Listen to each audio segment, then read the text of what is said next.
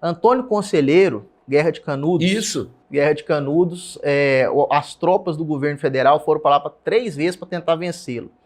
Na última vez foi uma tropa maior, enviada pelo governo federal, que na época era no Rio de Janeiro. Conseguiram vencer a Guerra de Canudos.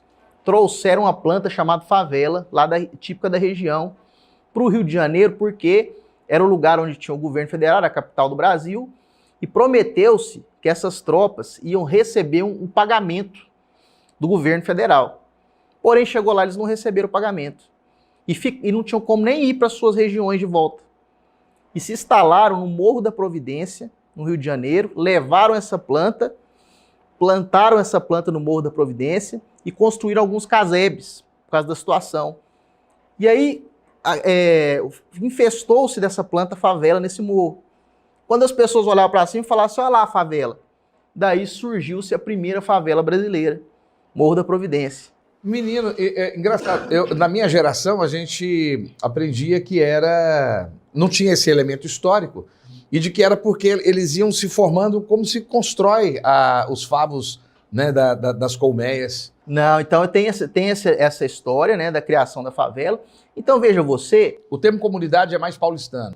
Veja você que não é nada negativo, é apenas uma planta que foi plantada no Morro da Providência e criou-se a favela. Então, o que acontece? Existe hoje um estigma, né, sobre o nome. Quando a mídia quer falar que é algo positivo... Comunidade. É o que você falou, é comunidade. Alguém está fazendo uma coisa bonita lá na região, né? Ou vamos lá na comunidade, um exemplo, de Heliópolis, que é a maior favela do Brasil, São Paulo. 300 mil?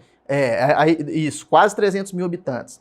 Vamos lá na comunidade de Heliópolis, está fazendo uma coisa bacana lá. Quando é tiro, porrada e bomba, traficante, aí é favela. Então estigmatizou-se o nome. Mas, doutor Giovanni, eu pelo menos considero, respeito a tradição de cada local. Sei que aqui em Goiás existe um preconceito, e eu enfrento isso direto por causa do nome, né, Central Unido das Favelas, com relação ao termo. Sei que existe uma questão cultural. Mas pensa você comigo aqui, chamar de comunidade. Comunidades são geralmente pessoas que pensam da mesma forma. Isso. É a comunidade evangélica, espírita, judaica e assim por diante. Você não pega um território com pessoas que pensam da mesma forma. Então já não é um termo bacana. Outro, periferia. Nós temos o centro da cidade. O resto é tudo periferia. Então quer dizer que tirou o centro, o resto é tudo periferia então? Então os condomínios de Goiânia seriam periferia. Mas aí eu te falo, meu pai ele chegou em Goiânia nos anos 50, no início dos anos 50, logo no início de Goiânia, né? Então o que ele conta é que havia uma estrutura de planejamento. Então a periferia é todo o lugar onde os trabalhadores foram se alocar. Então, não é só a questão central, mas havia os bairros residenciais, os bairros dos funcionários, dos servidores. Então, tudo aquilo que é fora do planejamento... Periferia. Então, eu nasci na Vila Nova com muito orgulho, você sabe disso, acho que todo mundo sabe do meu orgulho da Vila Nova, né? A Vila Nova era um bairro que foi criado na pancada, foi invasão, né? E Nova Vila, Vila Nova, Nova Vila, Negrão de Lima, Bairro Feliz...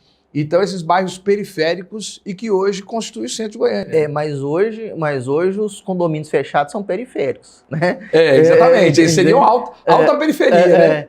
Então, acho que se a gente... Qual que é o melhor termo? Acho que o termo favela é utilizado pela ONU, inclusive. Ah, é? A ONU utiliza o termo favela, embora seja um termo brasileiro, a ONU adotou esse termo favela para dizer que são locais onde vivem pessoas em desfavorecimento social e às vezes em habitações subnormais. Desfavorecimento social. Esse é o termo que a CUFA usa.